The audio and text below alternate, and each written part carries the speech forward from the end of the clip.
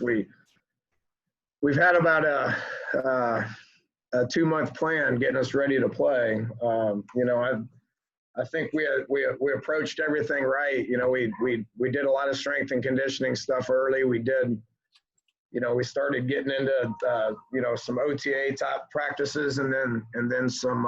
We went slow with helmets. We put on uppers. We went full a couple of times and had a mock game on Friday night, and I felt like our guys were ready to play. So, when the Memphis stuff kind of broke a little bit, I was concerned a little bit, and then had an opportunity to get this thing going, and we jumped on it. I think it's good for college football. We need games right now, and we're ready, and Baylor's ready. So let's line up and play. We obviously got history with them. Old Southwest Conference games. There's a lot of familiarity with our staff and their staff, and with our players and their players. And with our fan base and their fan base as well. So it made sense to us and made sense to Baylor. So let's get it scheduled and make it happen. And cooperation with coaches and administrators, that happened pretty quickly. Hey, next up, Rob Sellers, 247 Sports. Rob, when you're ready, go ahead and fire away. Thanks, Tyler. Coach, I just want to kind of ask, in terms of how quick this turnaround is in getting ready for Baylor, what was the schedule like this weekend once you did get the news that it was going to be Baylor, and just how many hours you think you guys would have to put in beginning this weekend in order to get ready in such a short time frame? It's a normal game week. We've worked on so many short weeks around here in the short time that I've been here that a normal game week is like awesome. So we practiced Friday night, had a heck of a mock game. I was happy with the work. Had planned on giving them Saturday off, so we took Saturday off. That was their one off week for that past week. And then we came in here on Sunday, and we had a normal Sunday. Usually Sundays are getting rid of the previous game. So a lot of times I come in here on Monday morning, and that's when I start preparing for our opponent. Now there's a lot of things that need to happen with quality control and graduate assistants and stuff to do the prep, to get everything ready, to figure out who they are and to figure out what games you're going to use and who the coaches are and what the schemes are, what the systems are. There's a lot of that stuff. Well, those guys came in here Saturday. When I thought this was going to happen on Saturday, then I immediately got those guys in here and we started doing a lot of prep, on what to expect. And then when I went in there on Sunday, we were able to work on exclusively Baylor all day yesterday. So I feel like we're ahead, to be honest with you, than what it is sometimes on a game week. And I'm sure they're no different. I mean, they didn't play here this past weekend either. So when they figured it out on Saturday, I assume they started watching a bunch of our stuff. They've probably got a little bit of an upper hand right now, just based on, knowing who we are and having a year to be able to look at us, where we don't have a year to be able to look at them. We got to go back to, where their coordinators are at and what their history was and stuff, which took us probably a little bit longer than them, but feel good about where we're at. Mark Berman, Fox 26, go ahead. Dana, you touched on it a little bit. What are the challenges preparing for a first-year coach program like that, along with you're traveling for the first time with all the protocols and everything that's going with that as well? What are the challenges there? Oh, yeah. I mean, there's challenges every time you play, period. So, is it better to not know a few things about them, or is it better to have continuity for the last year and a half? If I was to pick, I would pick continuity over the last year and a half, So, Dave Miranda is a heck of a football coach. I was with him at Texas Tech back 20 years ago. I've known him for a long time, followed his career. One of the smartest guys that I've met, and just his track record defensively is really obviously pretty good. Just with what they've accomplished at LSU and his previous stops has been outstanding. So he's going to get those guys going. Then you got Larry Fedora on offense. I've known Larry for a long time as well. His track record as a head coach and an offensive coordinator is as good as anybody. So. They'll be able to get those guys going pretty quick. If I had to choose, I would choose continuity and a lot of logged reps. We had a whole year Didn't change anything and had a good spring practice and didn't change anything, and then have had a good couple of months as well. So I think we'll be ready to play. The challenges of traveling, there's probably going to be some things that I'm not going to know about. And as the week goes on, there's probably going to be some things that are going to come up that we're going to have to deal with. The one thing that we've learned in 2020 is you better be ready to deal with things. I mean, it's all we've done is deal with things and change schedules and learn how things work and deal with the pandemic and shut things down and start things up and learn how to operate. And I think we've done a really good job of it here over the last couple of months. So I anticipate no hiccups here moving forward. This week, if there is, we'll deal with it. Everybody's dealing with it, and we're no different. We're going to have to deal with it as well. Thanks, Mark. Andy Yanez, Daily Cougar, go ahead. Yeah, Dana, my question for you is, can you just talk to me a little bit about Clayton too? And what have you seen from him during practice, and what do you expect from him to start this season? Well, he's finally starting the year as a starter. That's first things first. It's his team. Was named one of the early captains, and is getting all the reps and not looking over his shoulder or anything like that. So, I think Clayton's in a really good spot. He's an intelligent young man. His body feels really good to him. His familiarity with the offense and the receivers is better than it's ever been. I like what I see from a timing perspective out there. He's running things well, and he's got the ear of the team, and he's got the respect of the team. So, I think that's going to allow him to be able to be himself and continue to get better. Really excited about watching him play. Next up, John Warner, Waco Tribune. John, go ahead. Yeah, Dana, you mentioned about coaching with Coach Miranda at Texas Tech. What was he like as a young coach? And obviously that staff has produced a lot of head coaches. Why do you feel like that has happened? Well, I don't remember a whole lot about him, honestly. I followed him more and had small conversations with him. Knew he'd be a successful coach. Just was incredibly intelligent. He was a graduate assistant. He was only on the staff for 1 year and moved on because he was ready to move on and do some good things. So just have followed him and watched him, and his success is not surprising based on how intelligent we thought he was. He's had incredible amount of success as a defensive coordinator. Over the last 20 years, he's done well. So, Baylor had a lot of success with a defensive-minded head coach in Matt Rule. It's not surprising to me. They went out there and got another one. So he's fitting in with what they do with their scheme and their personnel, and he's going to have a ton of success. So. It's been such a long time ago. I don't remember a whole lot, just as far as the small things, as far as him being on a defensive GA and me being on the offensive side. But just following what he's done, he's had a tremendous amount of success. Thank you. Next up, Stephen Hawkins, AP. Stephen, go ahead. Hey, Danny, you were talking a minute ago, obviously, about the familiarity of Houston and Baylor, but you've got some familiarity, obviously, from the Big 12. And Charlie Brewer, I know you didn't see a whole lot of Charlie, but I'm sure you remember the game. He threw 2 touchdowns late. How have you seen his development and what he's done and where he's at as a senior for that team? Yeah, he's a gritty kid now. No crossover last year, but a couple years ago, they came to Morgantown and we were a little bit on fire at that point. But the previous year when West Virginia went to Baylor, we were beating them pretty good, and they put him in there, and he almost brought them back to win. So he's played a lot of football. He's a smart kid, Texas high school football, with a lot of snaps and a lot of grit. So he's leading this Baylor team right now. And he's a guy that we're going to have to pay close attention to. Thanks, Stephen. David Hell, ESPN.com. David, go ahead when you're ready. Hey, Dana. I talked to Mac Brown earlier, and he said that after their game on Saturday, he surveyed his players and said, when did you truly believe that you were going to get out on the field and play a football game? And he said the majority of them said maybe a week to 10 days beforehand. Given that you guys have obviously had a lot of ups and downs in your early scheduling, how aware do you think, or how prepared do you think your guys are, or how much have they been preparing for this with all the sort of ifs and ands and will it happen and won't it happen?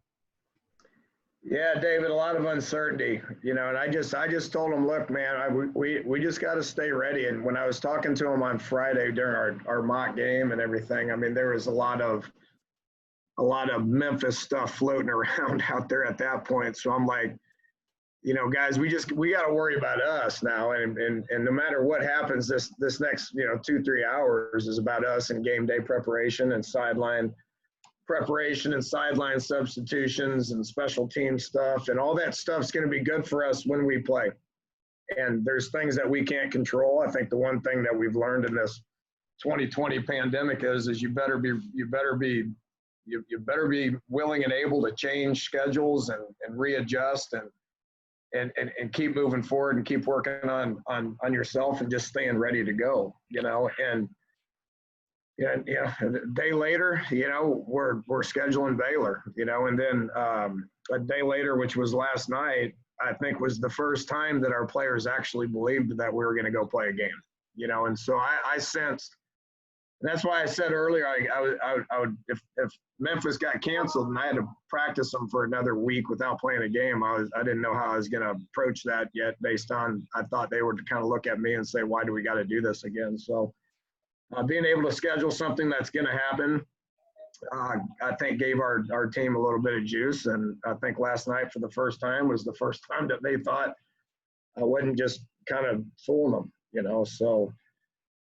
Hopefully that puts us in a good spot to where we go out there and have a good week of preparation and go in to play a Baylor team that's coming off one of their best seasons in the history of their program.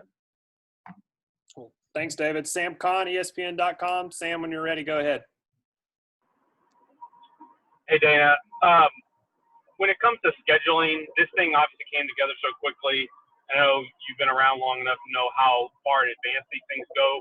Would you prefer that, and obviously not this fast, but would you prefer that scheduling is done in a little bit shorter intervals than it's currently done? Yeah, the NFL does it like that. Why can't college football? I think it's awesome. One, it's possible, and two, it's pretty awesome. To be able to. I mean, there's a lot of history and a lot of familiarity with Baylor and Houston. Why not play that game? So. I don't know, why we got to schedule some teams 10 years in advance and all that. I don't know. That ain't for me to figure out. People say that, it's not possible to be able to do this. Well, it is possible because we kind of do it in the bowl season. I mean, those things come together pretty quick, and the NFL, they bring these things together. When do they release their schedule? Like February, March or something like that. So, I mean, it can happen. It's just a matter of administrators want it to happen or not. I think it's good for college football. I think it's good for our fan bases as well. One quick follow-up, kind of on an unrelated note. When it comes to Clayton, I know it's early and maybe too soon to know this, but have you guys had any conversations about him possibly using that extra year that guys are going to get as a result of the recent legislation that was passed about eligibility? Well, yeah, we had kind of just moved on from trying to get that year back. He's played – he played in 7 games last year and 5 games the year before, and he's on track to graduate. And having 2 full years would give him a pretty good college career. Well, with this year not happening, he's like, well, I guess I finally get my year back. So however many games we end up playing this year is just going to be a bonus. And then he's got 2 years to play after that. At the end of the day, if he uses this year and the next 2 years, that's going to be about as many games as a college football player could play in his career. So ended up working out like that. I think with that rule, we've talked a lot about this as a staff. I think everybody's going to be different. There's going to be kids that are going to take advantage of it, and there's going to be some that are not going to need to. A guy like Marquez Stevenson, I mean, he's a 5th-year senior, going to graduate and have a heck of a year and then move on. There's some guys that weren't able to redshirt that actually still need the year, 1, to be able to graduate, and 2, to be able to maximize their college career. So I think each one's going to be different. Whether Clayton ends up using that 3rd year from now or not, has that option, which I think is good for him and good for college football. Thanks, Sam. Ryan Moncho, GoCougs.com. Ryan, go ahead. Dana, when did you first hear about Baylor being a possibility, and did you have any part in putting that together?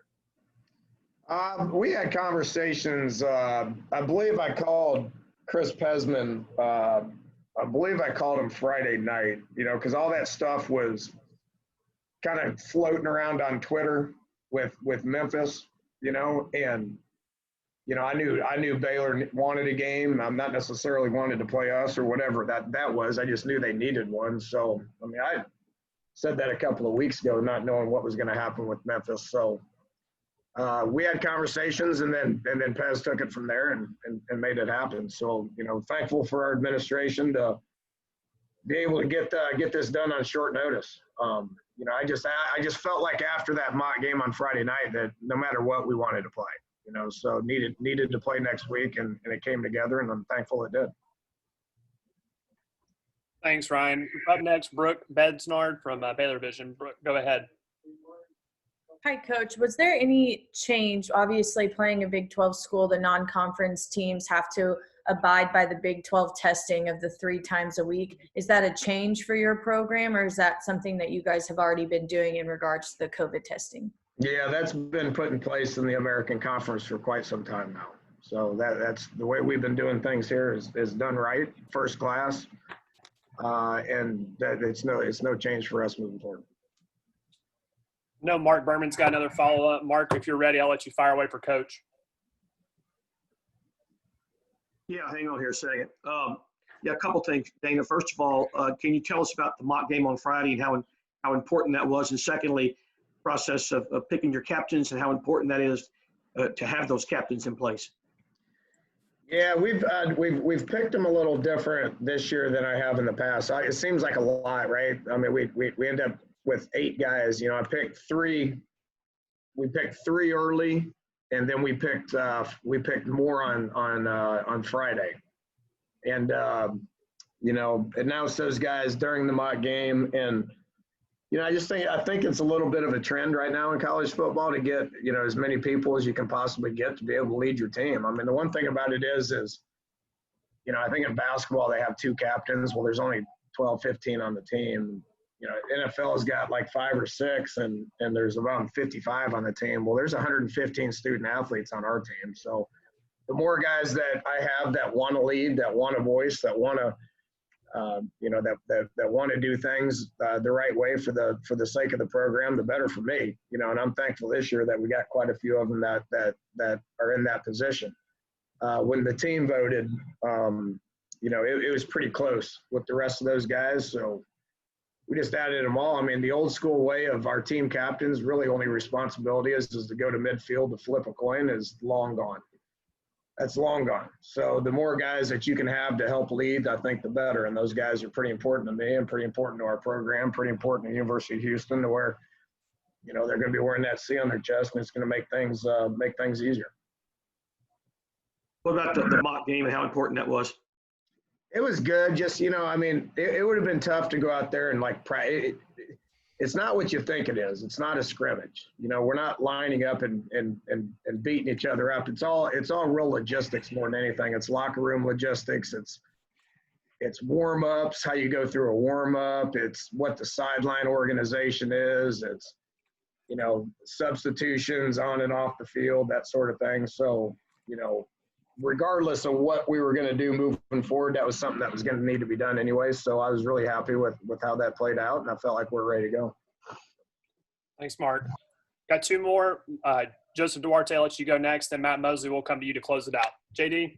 Hey, Dana, having Speedy back and then the ability to add someone like Marcus Jones, what does that do for you in the return game, just to knowing that teams won't necessarily get to kick away from one guy because you have 2 quality returners back there?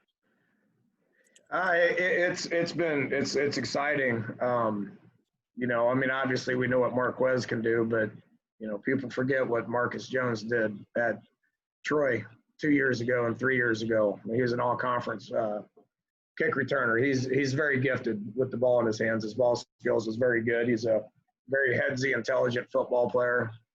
He's one of the many guys that we've added on our team that we haven't seen play yet. So, you know, I'm excited about where we're at special teams wise. You know, got a guy like Bryson Smith who's done some things too.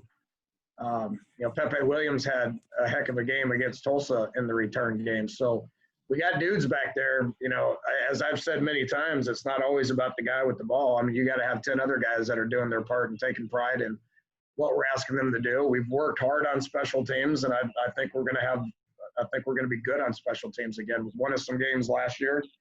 And, you know, looking forward to watching those guys this year. Got some key guys coming back. Got a lot of depth. You know, Dalton's had a really good camp. You know, Lane Wilkins is the Australian kid that comes in that has a big leg. So we got specialists. As I've said many times, it's more about those other 10 than it is about them at times. So if we can put a good product out there, having guys take pride in what they do, I think people will be excited about what they look like. Last one, Matt Mosley, Texas. Matt, go ahead. Dana, do you bring in one of your SWC historians or anything this week? Obviously, Klingler, Ware, you know, some great names, J.J. Joe over the years. Anybody you can bring in to talk to your guys, or do they even care about the history? That's already happened, honestly. As one of the things I did in the spring. You know, we didn't have a very good opportunity to be able to do that here in the camp, but in the spring we did a lot of that. You know, I had about 20 former players on a Zoom call talking about some of that stuff, you know, and so we've had Klinger talk to the team and Andre talk to the team, and a lot of the former great players like Case Keenum and Sebastian Vollmer, and the list goes on and on. We've done that. I've gave them the history of the Southwest Conference and how the Big 12 was formed, so it'll probably get revisited here pretty quick. All right, I think Ware put about 66 on Baylor one time, so you might want to, you know, share that with him. Yeah, when he was talking to the team, I think he was shooting a 66 in golf too. All right, hey, thanks, Dana. All right, man. All right, thanks, guys. Appreciate you guys joining this week, and we'll see you guys back next Monday. For our other availabilities, I'll send you guys out a Zoom link for assistants on Tuesday and student athletes on Wednesday. So if you guys need anything, don't hesitate to reach out to me or Andrew. All right, thanks, everyone. Have a good day. Yep.